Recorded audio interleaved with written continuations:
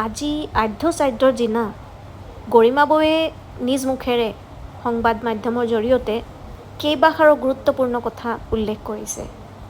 তেখেতৰ কোৱা মতে জুবিন দা খুব ভাগৰুৱা হৈ আছিলে আৰু তেখেতৰ গা আগৰ পৰাই অসুস্থ হৈ আছিলে।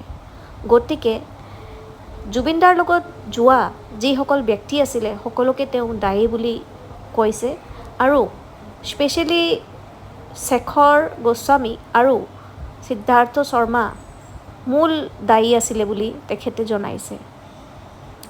যিহেতু জুবিন দা এজন সৰু ল'ৰা নিচিনা আছিলে, তেখেতে ফূৰ্তি কৰি খুব ভাল পায়, তেখেতে জেদ কৰি খুব ভাল পায়।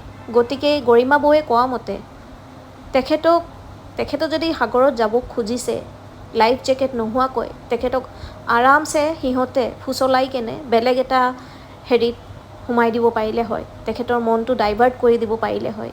এইটো কথা ইমান টান নাছিলে বুলি গৰিমা বৌয়ে নিজ মুখেৰে জনাইছে।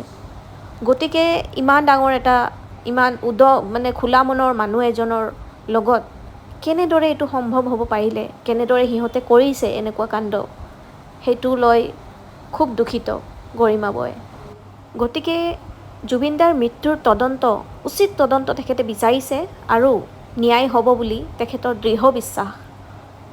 এনেকুৱা আৰু ভিডিঅ' চাবলৈ মোৰ চেনেলক নিশ্চয় ছাবস্ক্ৰাইব কৰি থ'ব আৰু আগন্তুক ভিডিঅ'লৈকে অলপ অপেক্ষা কৰক। ধন্যবাদ।